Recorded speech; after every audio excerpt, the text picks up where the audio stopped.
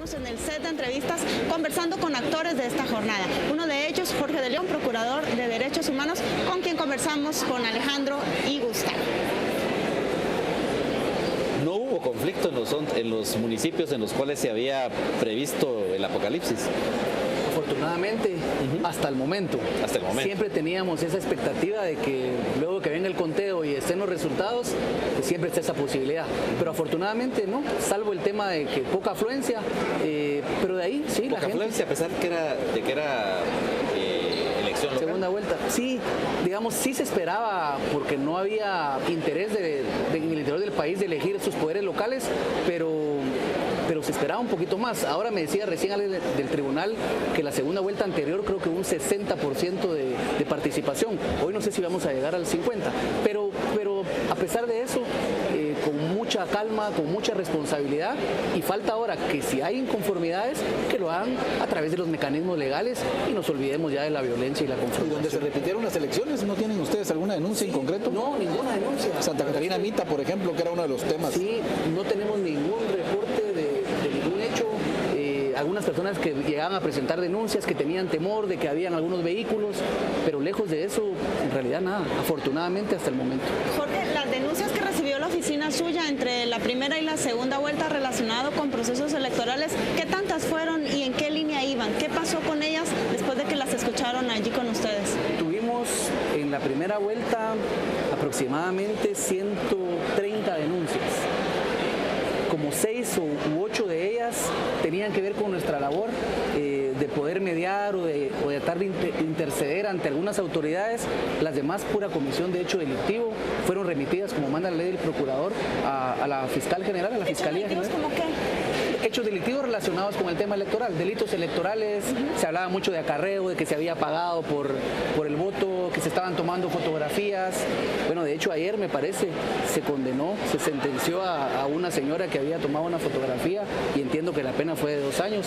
Hace algunos días también se capturó a algunos de los que, creo que uno de estos municipios cabalmente habían provocado los disturbios. Entonces, en términos generales, mucha denuncia de acarreo, de que el pasaje, por ejemplo, estaba siendo cobrado el día de hoy. Hoy tuvimos esas denuncias en la mañana en el monitoreo que hacíamos, pero en realidad la gran mayoría constitutivos de delitos electorales. Así es que escapa nuestra competencia. Hoy la fiscal cabalmente me contaba en el recorrido que van bastante bien, que siguen dándole seguimiento, incluso interpusieron algunas acciones ellos hoy como Ministerio Público, pero creo que en términos generales, y dada la envergadura de este proceso, desafortunadamente todo se ha desenvuelto bien. Hay una pregunta que yo te quiero hacer con relación al próximo gobierno. Hubo un foro hace poco donde se demostró que ninguno de los candidatos tenía claro lo que era el Estado laico. Y a mí eso me preocupa mucho, porque creo que la institución del procurador va a jugar un papel muy importante, sobre todo en lo que es la consolidación de ciertos conceptos fundamentales. Creo que no podemos como sociedad estar debatiendo si somos un Estado laico o no, y ninguno de los dos candidatos supo defender el punto. ¿No crees? ¿A las soluciones que hacían en los debates? Concretamente a la diferencia que hay entre Estado e Iglesia, y cuando se discuten determinados derechos, por ejemplo, es una discusión eminentemente jurídica, eminentemente de derechos, no de fe, no de dogmas. Porque si metemos dogmas en el ejercicio de derechos, entonces ya tenemos un Estado confesional. Entonces esa es la pregunta en concreto que te hago. Esa fue la intención del constituyente de aquella época, en la que establece que Guatemala es un Estado laico, e independientemente de las creencias que podemos tener cada uno en lo individual, no podemos mezclar el tema de los dogmas y el tema de la religión.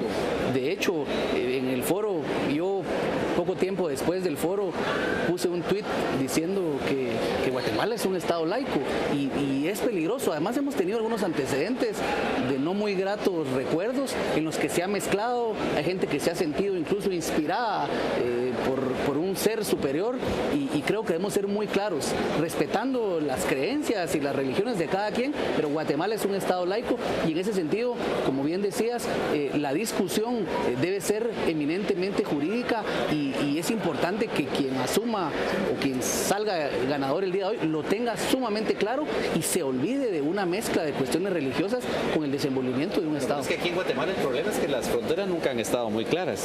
Es decir, por ejemplo, tuvimos durante el gobierno de Óscar Berché el hecho de que le diera la condecoración de la Orden del Quetzal precisamente a imágenes religiosas.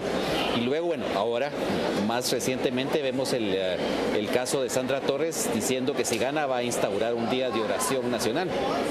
Es decir, entonces realmente en este país Estado e Iglesia es como una melcocha que no logra separarse una de la otra. Históricamente la Iglesia siempre ha tenido muchísimo poder y muchísima injerencia en las cuestiones de Estado, las iglesias, pero esperemos que no, que haya una lección aprendida y reiteramos, la persona que resulte electa presidente o presidenta tiene que asumir con toda responsabilidad como un estadista lo que corresponde y tiene que tener claro que a pesar de los esfuerzos y los aportes que las iglesias pueden hacer y está bien que lo hagan y se preocupen por sus temas, no debe tener ninguna injerencia en las cuestiones de Estado.